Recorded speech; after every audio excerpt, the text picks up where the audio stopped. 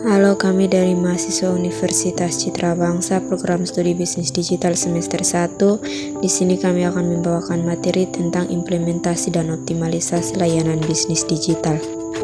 Ada 4 pokok materi yang akan kami bahas, yaitu yang pertama, alternatif untuk mengakuisisi sistem bisnis digital, yang kedua, pengujian, yang ketiga, pergantian, dan yang keempat, manajemen dan pemeliharaan konten. Materi pokok yang pertama tentang alternatif untuk mengakuisisi sistem bisnis digital.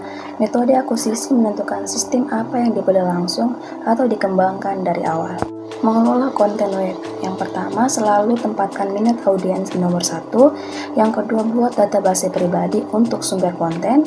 Yang ketiga, selalu mementingkan kualitas dan kuantitas. Yang keempat, menentukan tren dan membuat ide-ide baru. Yang kelima, membuat konten yang bisa digunakan di beberapa platform. Kerangka kerja aplikasi web dan server aplikasi. Kerangka kerja aplikasi web merupakan program standar berdasarkan fungsi perpustakaan yang dapat digunakan kembali untuk membuat situs web dinamis melalui bahasa pemrograman.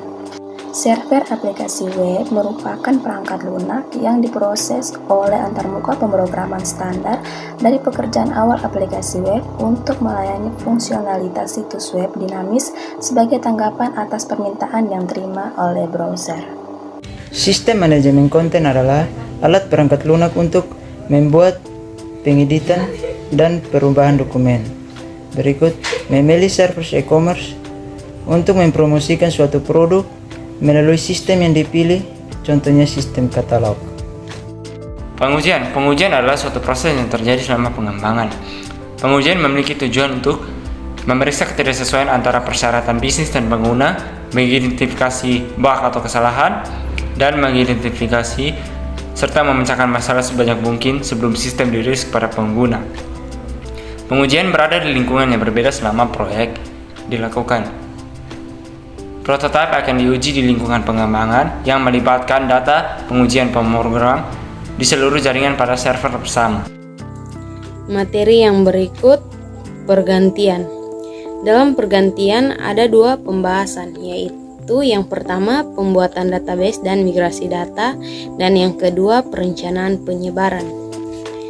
Pergantian sendiri merupakan istilah yang digunakan untuk menggambarkan berpindahnya suatu database dari sistem informasi lama ke sistem informasi yang baru.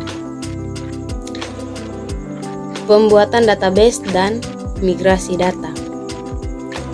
Migrasi data merupakan proses transfer data dari sistem lama ke sistem yang baru. Yang berikutnya, perencanaan penyebaran. Perencanaan penyebaran merupakan jadwal yang menentukan semua tugas yang perlu terjadi. Ini termaksud menempatkan semua infrastruktur seperti kabel dan perangkat keras. Baik, yang berikut saya akan menjelaskan manajemen dan pemeliharaan konten. Dalam materi ini saya akan menjelaskan 2 pembahasan yaitu pengelolaan strategi pemasaran konten dan frekuensi dan ruang lingkup konten dan pembaruan situs. Mengolah strategi pemasaran konten di mana konten yang kita buat bisa dikenal oleh orang lain. Yang kedua, frekuensi dan ruang lingkup konten dan pembaruan situs di mana kita membuat perbandingan antara konten-konten yang kita buat sehingga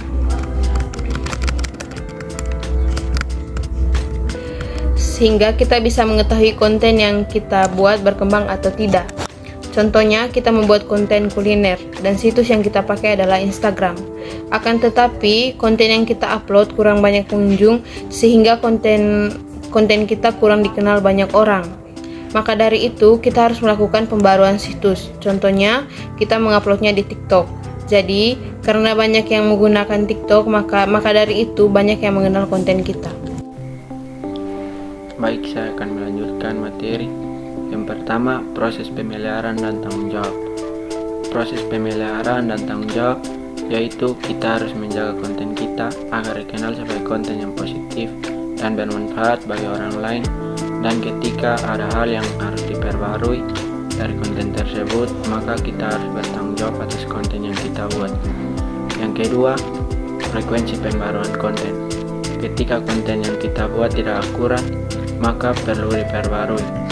Contohnya, ada perubahan harga dan spesifikasi produk, maka kita harus memperbarui konten tersebut agar lebih akurat dan banyak diminati oleh banyak orang.